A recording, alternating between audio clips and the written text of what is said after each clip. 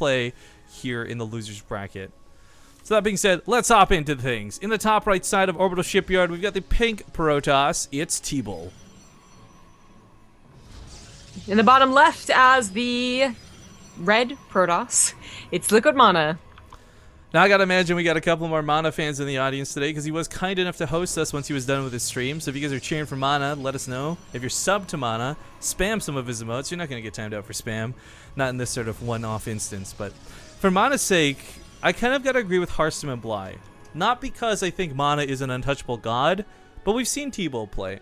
And unlike Botnik and the Laser, I don't know that Teebul's taken that step up from being like a round of 16, round of 8 player to get to the finals and the qualifiers.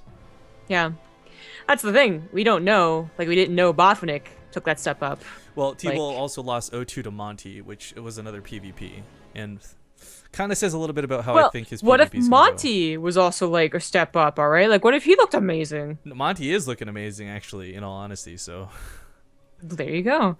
But yet again, I'd say that MaNa will probably win. But Teebul could have some tricks. Already being a little aggressive with 2 gateways, but not exactly tricky. Obviously, the probe scouts it. Yeah. Oh, what could he possibly be doing? He's killing it. There's nothing building on these gateways yet. Like, he's literally killing the pylon. Yeah.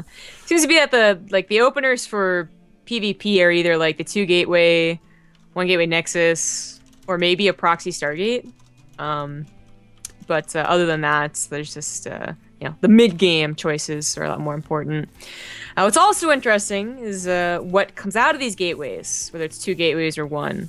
And for Teebul, they're Adepts, which are going to be a lot better at getting into the mineral lines and causing a lot of harassments. For MaNa, it's the Stalkers, which are going to be obviously better at microing and in a head-on fight, sometimes.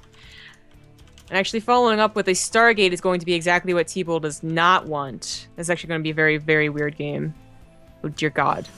So, there was that small talk a little while back about changing the Adepts to Armored, and that would have been very interesting to see the Stalker Adept interaction there. But MaNa is actually going to scout the Stargate, or the Gateway, excuse me, and see that proxy. His Stargate should be more than capable of dealing with an attack now. So, what sucks is that Teebul isn't getting any anti-air. So first of all, he opened up with the Depths. Second of all, he's going for the Dark Shrine. So MaNa's Stargate, which he should keep in his main base, could do a lot of damage if it's not scouted. It's not scouted. Let me save you guys some trouble here really quick too to the chat. Zombie Grub's Skype name is not displayed. I've got her nicknamed to Zombie Grub. Yes, you can change it. So, as much as everyone might go pause through the VOD and like find that 1 second, it's not gonna help you. Most people just changed anyways. Like, well, Olivia got mad at me because like 2.5 years later, I still had her labeled as like Axiom Manager, and she saw that. I was like, "What? You still don't know, bro?" I'm like, "I don't know. I nickname everyone on Skype to what what their job or how I know them." Yeah. So MaNa did scout the proxy gateway, but he wasn't like really sure what it was for. It could have been just for like a panel attack off of 3 or 4 gateways, not necessarily for a Dark Shrine, Dark Templars to come in here. So he does have to have an Oracle back at home. Robo's only just snuck him down. If it's an Oracle, he can certainly cause some detection, but I don't think he's realized his DTs.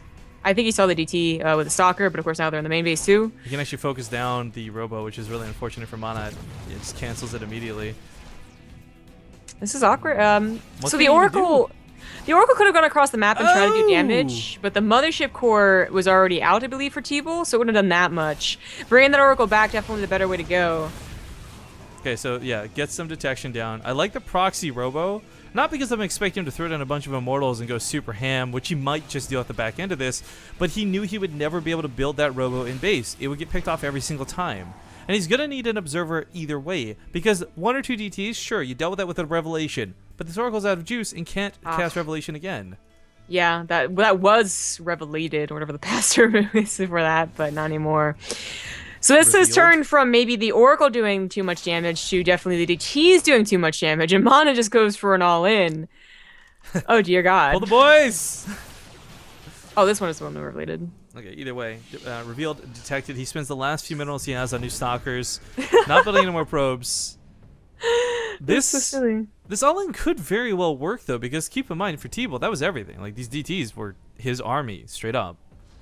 He's actually going to go back to mining. Does MaNa? That's a little bit bold, I suppose. Mothership Core is out. So Stalker. He's actually just going to try and beat this down before it can kill him.